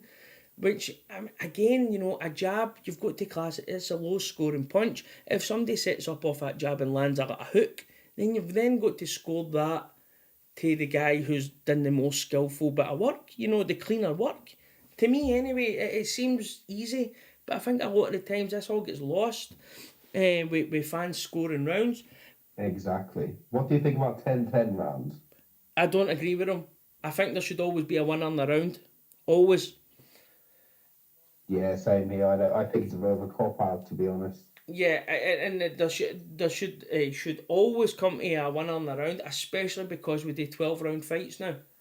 I think it makes it more important now, where we can have more draws, so there has to be a winner in the round. A 10-10 round should never be scored in my eyes anyway, But let's say, just to finish up on this, it goes with a tweet that I seen, and somebody was doing a generalised tweet, and he was saying, in sports nowadays, when's the last time a commentator just says, I'm going to be quiet so you can just enjoy what's going on in front of you? And all that came to my head is, so tonight I was watching the Canelo Jacobs Sky feed, and I was trying to count, and I was like, through the first round, I was like, I'll try and count how long the silence lasts for, and it was 3 seconds. 3 seconds of free air. No longer was there any silence longer than 3 seconds. I thought that, and when you go back and kind of watch Ali Frazier, then maybe only, sometimes you'd have 30 seconds without somebody saying a word. And and it's so much more enjoyable. Less is more. And when it comes to scoring a round, how much influence do you think commentators and teams have with the fans at home?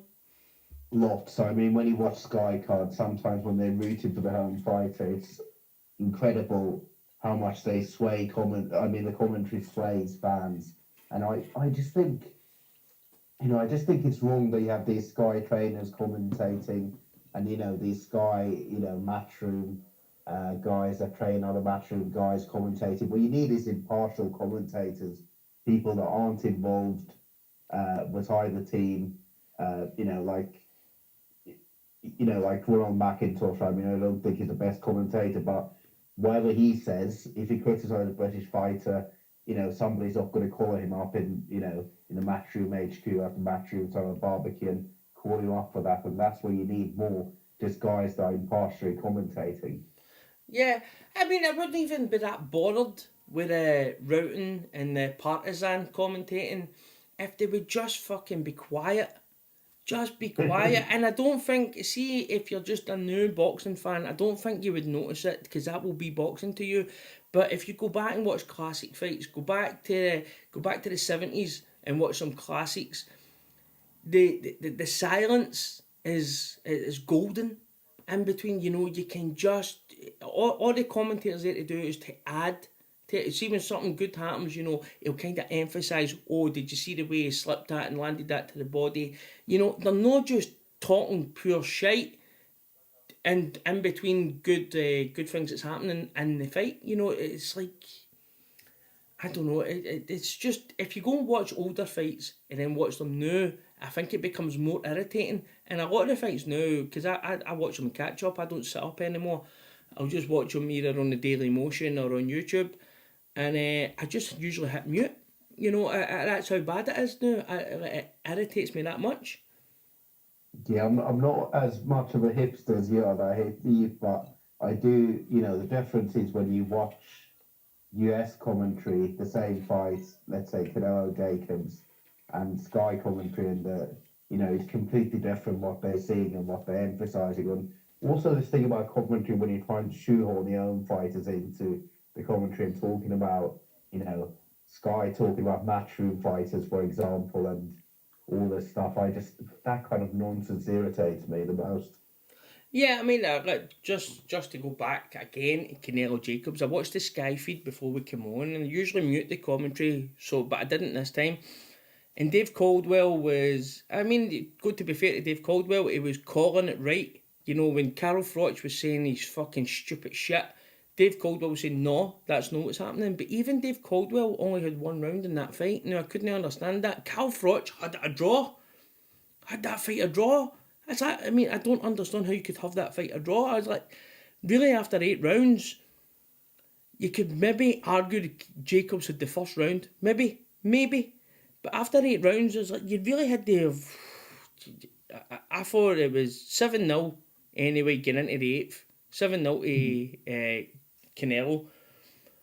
I think that what they were trying to do is they were trying to put some catch up for Jacobs because they realised it was so widespread. So it kind of felt like what they're trying to do is just trying to make sure that, try and get him as impartial as possible, which I find really annoying.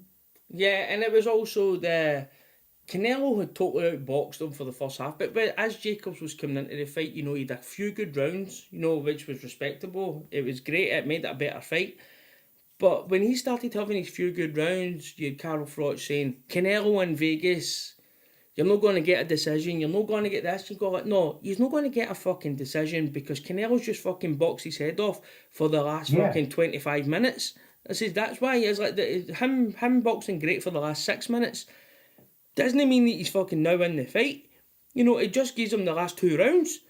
I think that's a big thing when boxing fans, and it's a major bugbear with me because I love interacting with people on Twitter, and I love interacting about fights, whether we disagree or not. I always try and keep it amicable, but sometimes you have people that are just kind of repeating shite that they've heard from somebody like Carl Froch, and they'll say, even Carl Froch says it. And what do you know? You're just a fucking stupid scaffolder for Scotland. He's like fucking this fucking world champion. You're like, no, but Carl Froch knows fuck all about boxing.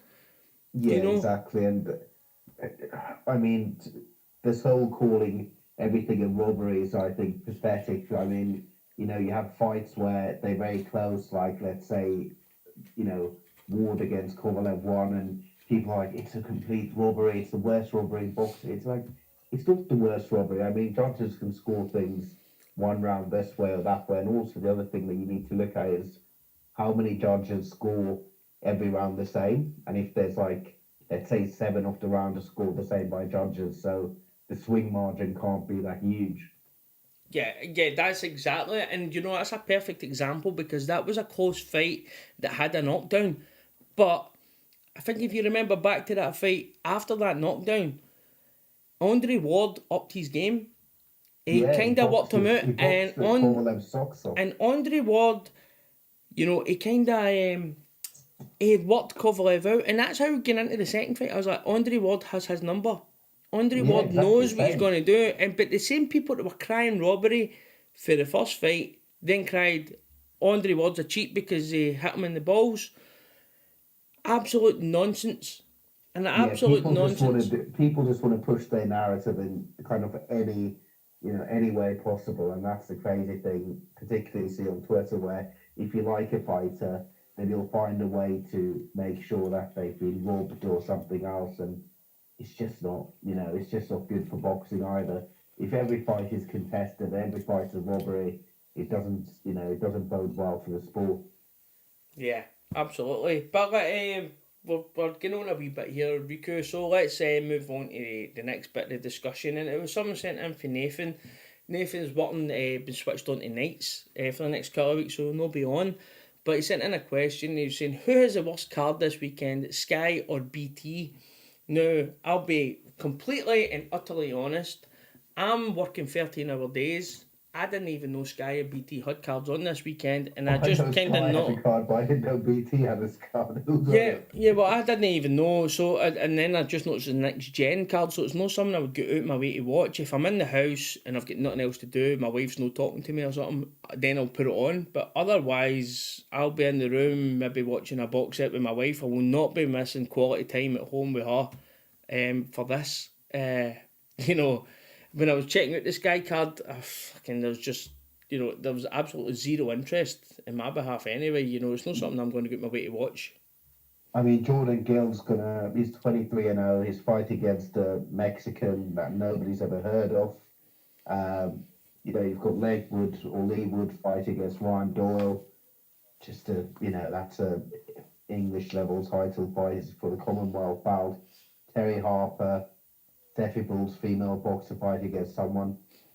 Chris Billam-Smith having a warm-up fight before he faces Richard Riakpo.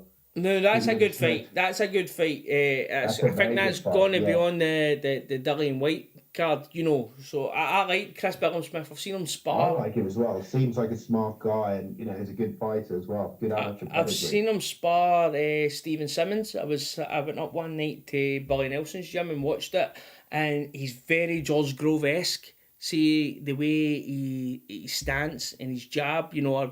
I was really impressed with him that night.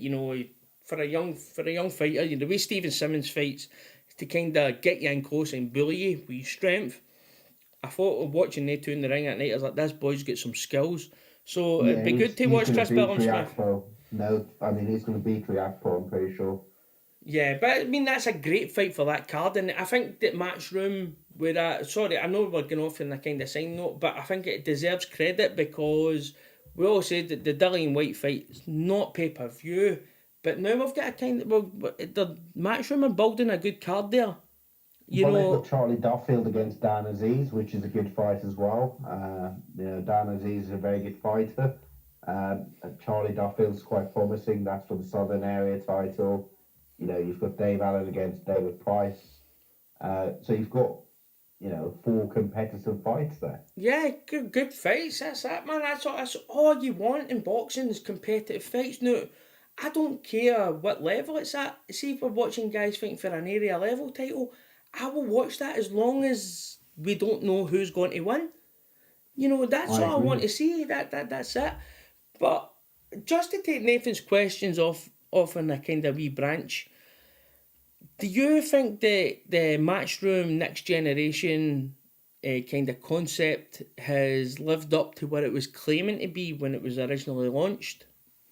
Probably not, because you've got Stephen Smith, who's in his 30s, fighting in a comeback fight on that card, and also the point was that he wouldn't take away from the Saturday fight nights, and now we aren't seeing Saturday fight nights. Instead, on a weekend, we're seeing next gen cards. So I don't think he has lived up to the concept, because Matchroom aren't, they don't have 6-0 prospects. It's meant to be like a small hall show for, up and coming fighters. But now it's turned into their standard. We can't put a world title fight, but we'll put on a name like Jordan Gill to fight against a nobody, a very cheap opponent. So I don't think it's really worked, the concept. What are your thoughts? Yeah, I'm pretty much the exact same. I mean, when I read into it, I was a big advocate of it at the start, and now I listen to the Boxing Asylum and kind of Andy Peterson. Is it Andy Peterson you call him? Andy anyway, the Scottish fella for that. Andy kind of called it exactly, kind of seen it how it was going. He says they're going to kind of just replace your Sky Sports shows with these next gen shows where they can spend less money. No, I was no, they're not going to do that, but they have done that now.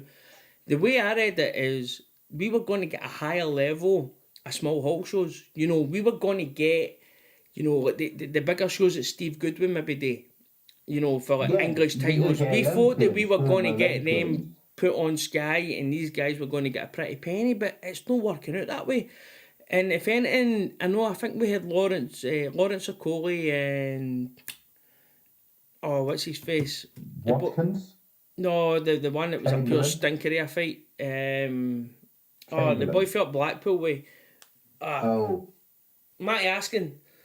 Yes. Matty Askin. I hope he has fought Blackpool way. I just guessed that. He is from Blackpool way, yeah. Yeah, well, that was a good guess, wasn't it? But Matty Askin, I think that was a next gen show. But that's the kind of standard of fights that I thought that we were going to be getting all the time in next gen. Whereas, that's proven to be a bit of a one-off. Although that fight was a stinker, don't get me wrong, but that kind of quality and the build-up to that fight was superb.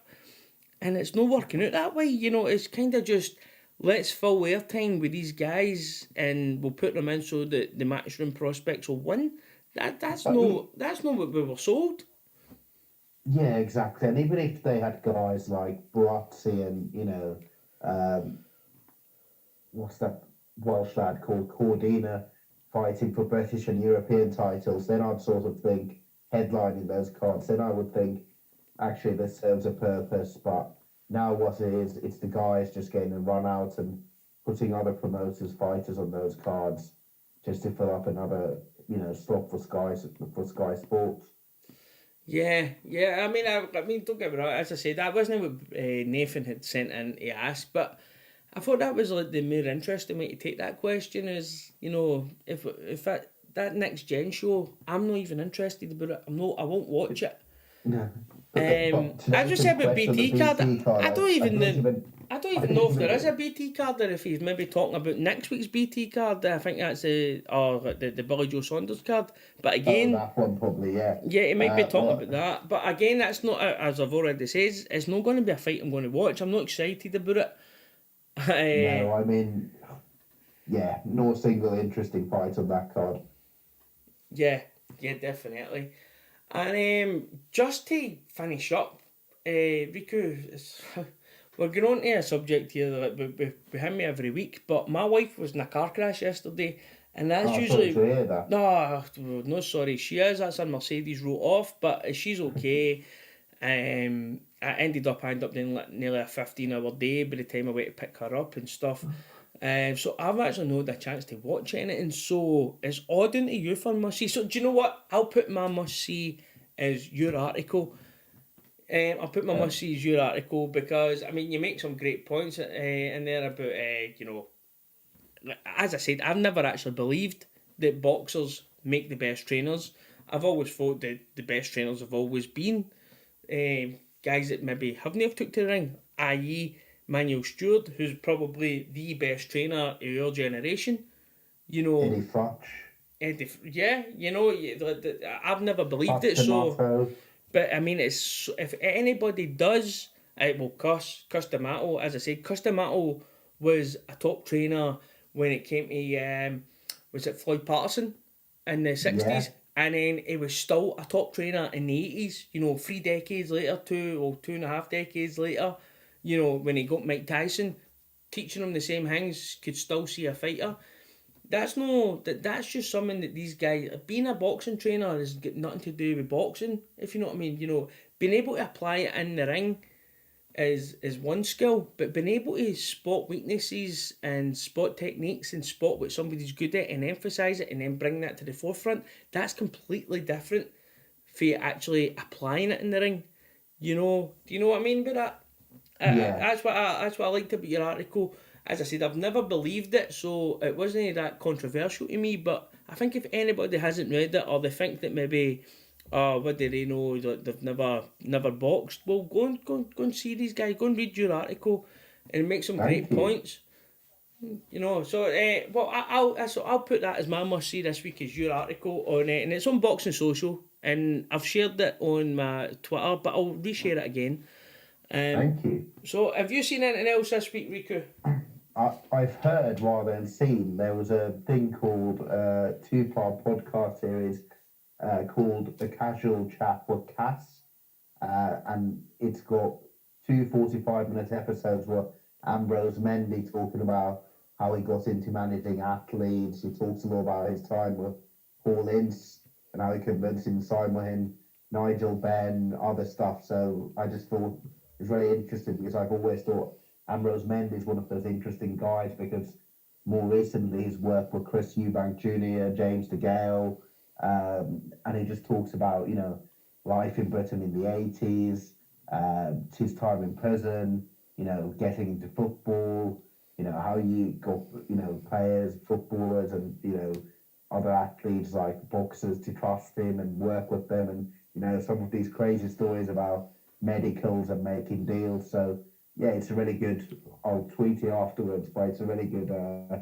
two-part podcast with Ambrose Mendy chatting about his life. But yeah, that guy had some great stories and he's a very eloquent speaker as well. So yeah, I just thought it was quite interesting. He's one of those characters in British boxing that you remember from the 90s, but actually you forget that he was involved in Chris Eubank's career until quite recently. Yeah, absolutely, man. That's, you know, I look forward to listening to that. But it just actually occurred to me that we haven't actually previewed any of the big fights that's coming up this weekend, so we're going to have to go a bit arse about tail because I forgot to put it on the schedule. So let's just fire through them. We'll say Jarrett Hurd against Julian Williams. How do you see that going? I think it's a close fight, but I think Hurd's size in that division is just unbelievable. I mean, how tall is he? 6'2" or something like that. He's a fucking monster. Yeah. He is an absolute monster of a man. He must be on the Crembuterol or something. Oh, he's got to be, you know, he's got to be. But do you know what? Jarrett Hurd is that raw that it doesn't matter how big he is, you know, he's fucking always in an entertaining fight. His style is always, he's got the kind of Dave Allen way of protecting himself. No power, that's the crazy thing. Yeah, like, but like he has no power at all. He stops punches with his face, you know, but he's good at breaking, he breaks guys down. But Jarrett Hurd is not going to be a guy we can enjoy in 10 years' time. Jarrett Hurd is going to be a guy, he's going to have a shelf life, you know, because he takes so much punishment. My favourite fight, I think it was last year. Yeah, it was last year. My favourite fight of last year was him against Lara, and he brought the absolute best out in Lara. He brought the Lara out that we've all knew was in there for years, but yet Lara was scared to bring him out. You know, when you watch Lara Canelo, Lara threw that fight away by going on the back foot and like just no engaging at all. You watch him against Jarrett Hurd, he fucking threw everything at it. He goes like, no, if Lara fought like that all the time, he would be a superstar. You know, but the fact that he was boring, people class him as boring, you know, it went against him. You watch that Jarrett Hurd fight, it was fucking, what a great fight. And like, Hurd just broke him down because he's a bigger boy. I think this weekend it's going to be the same. It's going to be Hurd will get caught, he'll get punched, he'll take some big shots, but eventually he'll just beat his opponent down. That's kind of... And you know, let's talk about this. Do you think Hurd could move up to middleweight? Because I don't think he could. I don't think he'd, in that division, he'd lose his biggest advantage, which is his size. So Yeah, I think if Golovkin was to land one of them shots... in that division. Yeah, if Golovkin lands one of them clean shots on him, you're out. You're not getting a second chance. You know, Golovkin's got fucking hands of stone. You know, so I think... Canelo would just box his head off. Yeah, Canelo would make a fool. It would be... Do you know what it would be like? It would be like the young Canelo fighting Floyd Mayweather. He would just see everything coming, so telegraphed, you know. Now, Jarrett Hurd is only going to be special at this division, and I think he's definitely worth watching because he's got such a fan-friendly style.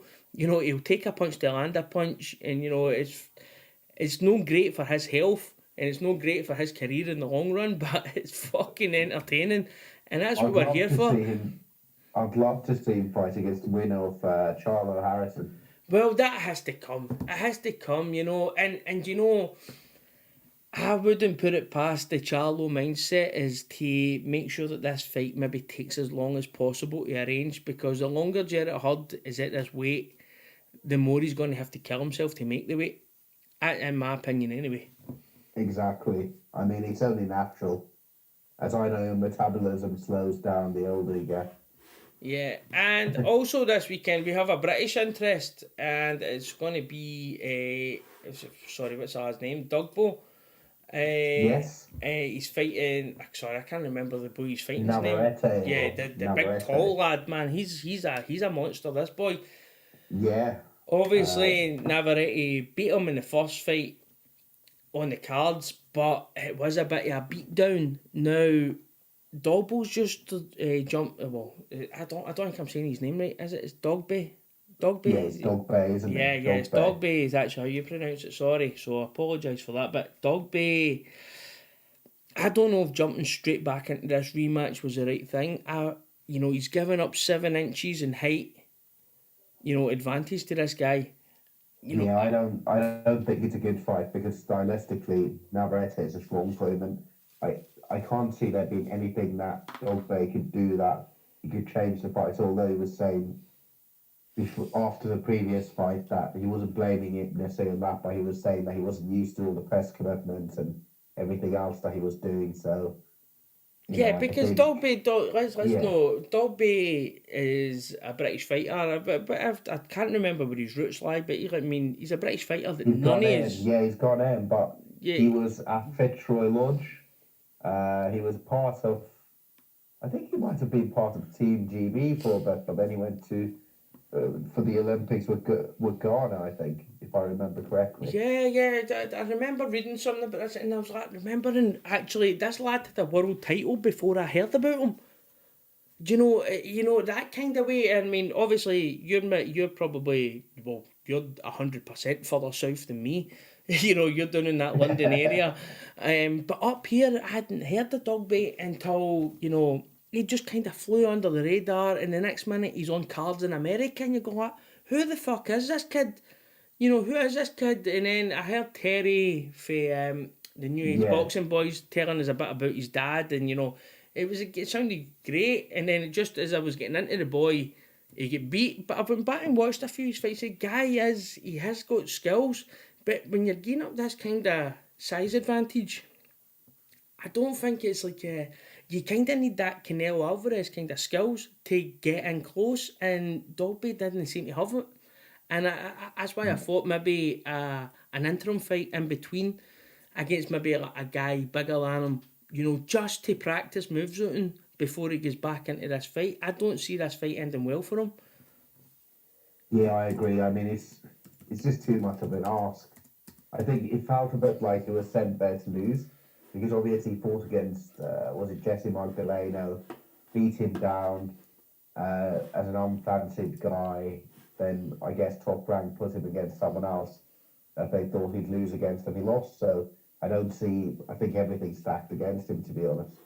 Yeah, and also I think this is on an ESPN card. But we've also got Francisco Vargas against Miguel Berchelt. It's a decent fight. Vargas is always in a fight. He's a bleeder, so you know there's going to be gallons of blood around the ring. Who's your pick for this fight? I think it's going to be a Belcher, to be honest. Yeah, I'm thinking the same. I think Vargas. He's very underrated. He's very underrated. I mean, he'll be probably around the top 10 in my pound for pound. He's only lost once. You know, he's a warrior. He's a good boxer as well. He's only like 27 or something like that. So I just think he's a very good fighter. And yeah, I think he'll win quite easily. I mean, we're talking about super featherweight here. So I mean, when you're talking about that weight, you know, these guys haven't got a long shelf life, and I think that Vargas has never been the same since that Orlando Salido fight, which was one of the best fights I have ever seen in my life. Now, I love Salido because he's a dirty, horrible bastard. You know, Lomachenko. Yeah, I didn't appreciate that because he cheated Loma. You know, he came in a bit of fucking stone overweight, but that fight against Vargas and Salido, that was just fucking war. You know, they looked as if there had been a massacre in the ring after it. There was fucking blood everywhere. And, you know, I've always said that boxing, as much as we always try and break it down to, you know, it's a skill, it's a technical ability, but there is something in that bloodlust. There is something in seeing, you know, just guys leaving at every single thing that they've got in the ring.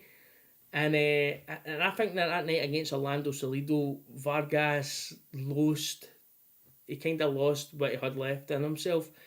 And I don't really see that's going well for him. I think this is it's going to be a lot easier this time round for Berchelt. Exactly. I think it's going to be easier than last time. But it's still a good fight. Still a fight I'm looking forward to. Yeah, it's actually. I'm actually going to pull up the. I'm actually going to pull up the events because I was reading about the day. That's I'm sure Dogby's on the same card. Yeah, Dogby's on the same card, and then you've got that fight on, and there's another good fight in between. That's on the ESPN card, and then you've also got the Jarrett Hurd, who's going to be. I think he's a PBC fighter. No, it's on. BBC, yeah, he's on Fox. Fight. He's on Fox in the US, so that's actually a good weekend of boxing, considering that we're offering nothing here in the UK. you get to see Jordan Gill. Yeah, well, you can see why I'm not giving a fuck really about any like Sky cards, next gen cards when you've got like this going on at the other side of the Atlantic. Yeah, I mean, Jordan Gill 23-0, and he's fighting against somebody that you've never heard of. Says he already on a next gen card. yeah, absolutely. But Riku, we went a wee bit arse about face. We kind of went a wee bit a cappella there. You know, we only working to a schedule. We always do. But aye, well, thanks very much again for coming on, and pleasure. It's been great. It's been great again, mate. Really enjoyed it. Yeah, it's been good. And thanks very much to Brendan, who had to leave us early because he thinks his mother-in-law is more important than us. But anyway, yeah. But bad move, Brendan. Yeah, bad move, Brendan. Yeah, but he said he'd come to the UK for Loma was fighting against Campbell here. So yeah, only because it says we were going to stay in your house. Yeah, exactly. I'll tell the message in a moment. So if you don't hear from me, I'll probably be in the shed, chopped up or something like that. You'll be kicked out soon. As soon as you tell her. Yeah, exactly. Right, Riku, it's been an absolute pleasure having you on again, mate. You're brilliant to talk to. You've been brilliant, mate. Everyone. Thank you. Cheers. Bye. Right, guys, and if you enjoyed the podcast, give us a rating on iTunes or hit the like button on YouTube. We're everywhere. Come and hit us up on YouTube. Hit us up on Twitter. And, enjoy the rest of your night.